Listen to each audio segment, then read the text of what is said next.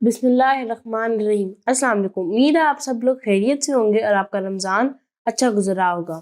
جیسا کہ آپ کو معلوم ہے کہ نعیم بلوچ صاحب ہمیں معراج کے واقعے میں بتا رہے تھے، تو آج ہم اس کو کنٹینیو کریں گے۔ السلام علیکم سر نعیم، کیسے ہیں آپ؟ جی اللہ کا شکر ہے۔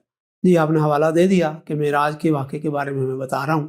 میں نے آپ کو اس کے 3 واقعے بتا چکا ہوں، چوتھا واقعہ بھی شروع کر دیا تھا اور یہ بھی بتا دیا تھا کہ اس کو قرآن مجید نے اسراء کے نام سے بیان کیا ہے، اور یہ بھی بتا دیا تھا کہ پہلے سارے واقعات بھی خواب ہیں اور یہ بھی خواب ہیں۔ قرآن مجید میں بیان کر دیا گیا ہے کہ آپ کو یہ خواب میں یہ سارا واقعہ پیش آیا۔ اور حضرت عائشہ صدیقہ کی جو مشہور روایت ہے جس میں وہ آپ سے روایت کر رہی ہیں کہ آپ نے یہ ایسے یہ بتایا، اس میں بھی رسول کریم صلی اللہ علیہ وسلم کے حوالے سے یہ لفظ موجود ہیں کہ آپ کی جب آنکھ کھلی، یہ لفظ حدیث میں بھی آ گیا حضرت عائشہ صدیقہ کی روایت میں بھی۔ اور اس طریقے سے اس کے بارے میں تقریباً زیادہ روایات ہمیں یہی بتاتی ہیں کہ اس میں نیند اور خواب کا لفظ آ گیا ہے، لیکن وہی بات جو مشہور ہو جاتی ہے وہ دوسری ہے کہ یہ سارا جیسے کہ فزیکل ہوا ہے، اور اس کی وجہ بھی ہے، میں آپ کو بتاؤں گا کہ یہ فزیکل ہونے میں کہاں لوگوں کو غلط فہمی ہوئی۔ تو اس میں میں بتا رہا تھا پچھلی قسط میں کہ آپ اسی طریقے سے سوتے جاگتے کی کیفیت میں تھے اور آپ کو حضرت جبریل آئے اور آپ کو لے کر چلے گئے، اور اب آپ گئے ہیں مسجد اقصیٰ کی طرف، جس کو آپ نے بتایا تھا کہ وہ اسرائیل میں ہے۔ اس وقت مسجد اقصیٰ، آج جس کو ہم مسجد اقصیٰ کہتے ہیں، وہ تو بہت بعد میں بنی ہے، حتیٰ کہ خلافت راشدہ کے بعد بنی ہے۔ اس وقت کیا تھا، وہ بنی اسرائیل کا قبلہ تھا، اور جیسے ہم کعبہ میں نماز اس کی طرف منہ کر کے نماز پڑھتے ہیں، لوگ اس کی طرف منہ کر کے نماز پڑھتے ہیں، بلکہ مدینہ میں آگے آ کے میں بتاؤں گا کہ مسلمان جب آئے تو مسجد اقصیٰ قبلہ اول جس کو کہتے ہیں اس کی طرف منہ کر کے نماز پڑھتے رہے، لیکن جب تک آپ مکہ میں رہے آپ اس طرف منہ کر کے نماز پڑھتے۔ اچھا، وہاں پر آپ گئے اور وہاں پر آپ کو بہت حیرت ہوئی کہ قرآن مجید میں جتنے بھی انبیاء علیہ السلام آئے ہیں سارے موجود تھے۔ اچھا، اب ظاہر ہے کہ یہ خواب بھی ہو سکتا ہے نا، حقیقت میں تو کیسے ممکن ہے؟ تو وہ آپ سے ملے اور ان سب نے آپ کا استقبال بہت ہی عمدہ طریقے سے کیا، جیسے وہ آپ کو، اب کہ وہ بزرگ ہیں لیکن وہ اس طریقے سے آپ کو مل رہے ہیں جیسے آپ ان کے بزرگ ہوں۔ اور پھر نماز پڑھائی، اور امامت کس نے کرائی؟ آپ صلی اللہ علیہ وسلم نے۔ یہ ایک نشانی تھی کہ اب انبیاء علیہ السلام کی جتنی بھی تعلیمات ہیں ان سب میں سپرمیسی کس کی ہے؟ وہ کس کے انڈر آ گئے ہیں؟ حضرت محمد صلی اللہ علیہ وسلم۔ یعنی کہ اللہ کے پیغام کا آخری ورژن کن کے پاس ہے؟ حضرت محمد صلی اللہ علیہ وسلم۔ یہ ایک طرح سے اس کا پیغام تھا۔ اچھا، آپ نے نماز پڑھائی اور اس کے بعد آپ کا خواب، آپ واپس آ گئے، آپ کا خواب ختم۔ یعنی کہ اس میں آپ دیکھیں، اس میں آپ اوپر نہیں گئے، اس میں صرف آپ مسجد اقصیٰ گئے ہیں۔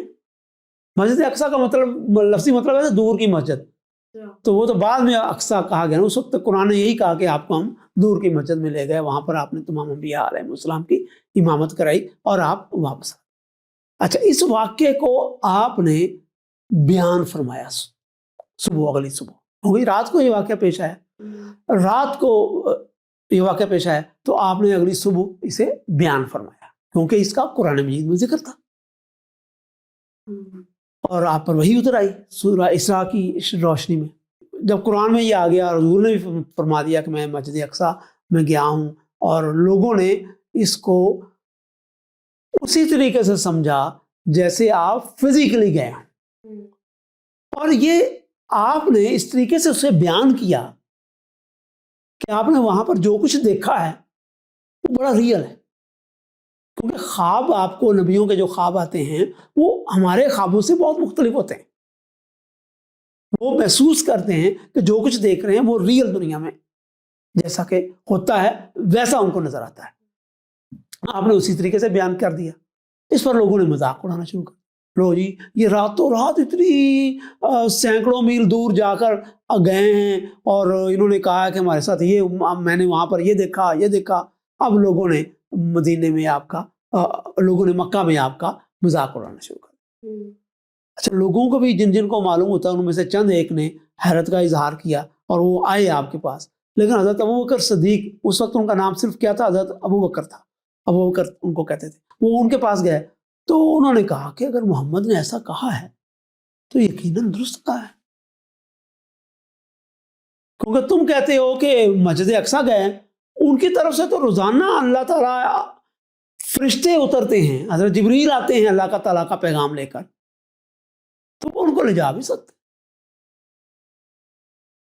تو حضرت ابوبکر صدیق نے اس کے بارے میں کوئی کسی قسم کی حیرانی کا اظہار نہیں کیا، بلکہ فوراً ہی تصدیق کر دی کہ حضور نے جو کہا درست فرمایا.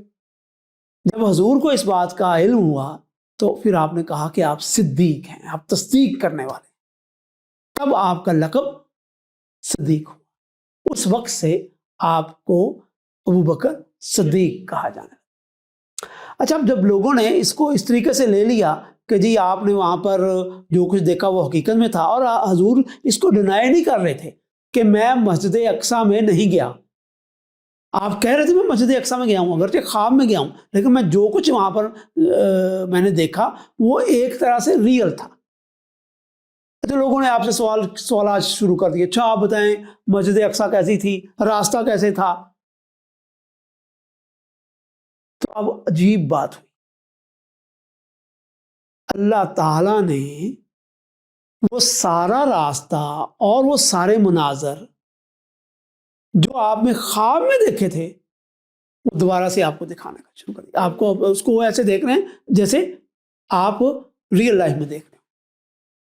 تو آپ نے بتایا کہ میں گیا ہوں، راستے میں مجھے یہ جو آپ کو نظر آ رہا تھا آپ نے بتایا، راستے کی نشانیاں بتائیں، اور وہ مسجد اقصیٰ وہ اس کے بارے میں بتایا، وہاں کی جو بھی ریئل چیزیں تھیں اس کے بارے میں بتایا. تو یہ وہ جگہ ہے جہاں پر لوگوں کو یہ شبہ ہوا کہ آپ نے جو کچھ دیکھا وہ ریئل تھا. لیکن اللہ تعالیٰ نے لوگوں کو خاموش کرانے کے لیے ان کو رسول کریم صلی اللہ علیہ وسلم بتا رہے تھے کہ میں نے یہ دیکھا. اب دیکھیں نا، خواب میں آپ کو اگر کوئی ریئل چیز دکھائی ہو، یعنی کہ ایک تو خواب ہوتا ہے نا، جیسے حضرت ابراہیم علیہ السلام نے ذبح کرتے دیکھا تو وہ حضرت اسماعیل علیہ السلام کو ہی دیکھ رہے تھے، لیکن حقیقت میں تو نہیں نا دیکھ رہے تھے. حقیقت میں تو حضرت اسماعیل ذبح نہیں ہوئے تھے نا. اسی طریقے سے آپ گئے ہیں وہاں پر، انبیاء علیہ السلام آپ نے دیکھے ہیں، راستہ وہی تھا، تو وہ راستہ آپ کو دکھا دیا اور لوگوں کو معلوم ہو گیا کہ نبی کریم صلی اللہ علیہ وسلم نے جو کچھ بھی کہا ہے وہ غلط نہیں کہا ہے، درست کہا ہے. تو اس طریقے سے یہ سارے واقعات جو ہیں وہ میں نے آپ کو ترتیب سے بتا دیے. اور چوتھا جو واقعہ تھا اس کے بارے میں یہ بھی بتا دیا کہ اس کا ذکر تو قرآن مجید میں ہے، اور یہ سارے کے سارے واقعات حالت خواب میں پیش آئے. اب اس پر مختلف لوگوں نے، بڑے بڑے مسلمانوں کو اس کے بارے میں مصیبت پڑی کہ اچھا آپ آسمان کی طرف چلے گئے اور ایک ہی رات میں اتنا واقعہ ایک ہی رات میں آپ نے اتنا فاصلہ کیسے طے کر لیا؟ وہاں تو مہینے لگتے ہیں جانے میں، اور آپ کہتے ہیں کہ میں ایک ہی رات میں گیا اور واپس آ گیا، یہ سارا کچھ. تو یہ لوگوں کو اس کے بارے میں بڑی سمجھنے میں دقت پیش آئی، اور عجیب و غریب لوگوں نے اس میں باتیں بنائی ہوئی ہیں. لیکن سمپل سی بات ہے کہ خواب میں وقت اس طرح سے نہیں گزرتا جس طریقے سے حقیقی دنیا میں گزرتا ہے. اچھا اس واقعے کی بارے میں ضرور اب آپ کے ذہن میں کچھ سوال ہوگا تو آپ پوچھیے. نہیں تو اس خواب کا مقصد کیا تھا؟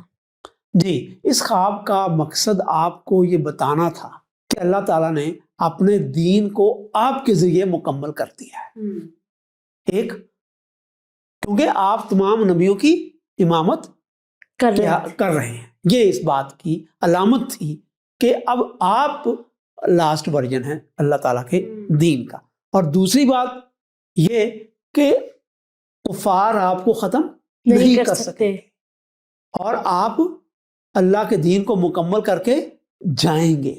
اور ہجرت کا اس کے بعد آپ کو جو بتایا گیا کہ وہ ضرور کامیاب ہوگی اور اللہ تعالیٰ کی مدد آپ کے شامل حال رہے گی. یہ اللہ تعالیٰ نے آپ کو تسلی دی اور آپ کی کامیابی کی بشارت آپ کو دی. یہ جو واقعہ ہے معراج کا، اسراء کا، اس کا مقصد یہ ہے. تھا. ایک اور مقصد بھی ہے، وہ یہ ہے کہ اللہ تعالیٰ نے آپ کو اپنی نشانیاں بتائیں، ایسی دنیا دکھائی جو غیر نبی نہیں دیکھ سکتا. اور یعنی کہ ہم دیکھیں جنت اور دوزخ، ہم تو بس ایک ہمیں بتایا گیا، ہم نے مان لیا. اور اللہ تعالیٰ نے رسول کریم صلی اللہ علیہ وسلم کو جو نشانیاں ہیں وہ دکھا دی، اور آپ کا ایمان گویا ایسا ایمان تھا جیسے کسی چیز کو دیکھ کر ماننا ہو. تو یہ انبیاء علیہ السلام کو اللہ تعالیٰ اس طرح کے واقعات دکھاتا ہے. یعنی کہ یہ کام رسول کریم صلی اللہ علیہ وسلم کے ساتھ ہی ہوا، نبیوں کو یقین اور بھی نبیوں کے ساتھ ہوا، اور بھی نبیوں کے ساتھ. حضرت ابراہیم علیہ السلام کے ساتھ یہ واقعہ ہوا، حضرت موسیٰ علیہ السلام کے ساتھ یہ واقعہ ہمیں معلوم ہوتا ہے. اس طرح کا واقعہ کہ جس میں ان کو اللہ تعالیٰ کی نشانیاں دکھائی جاتی. تو یہیں پہ یہ واقعہ مکمل ہوتا ہے، اور آج کے لیے اتنا ہی. ملیں گے ہم نیکسٹ ایپیسوڈ میں، تب تک کے لیے خدا حافظ.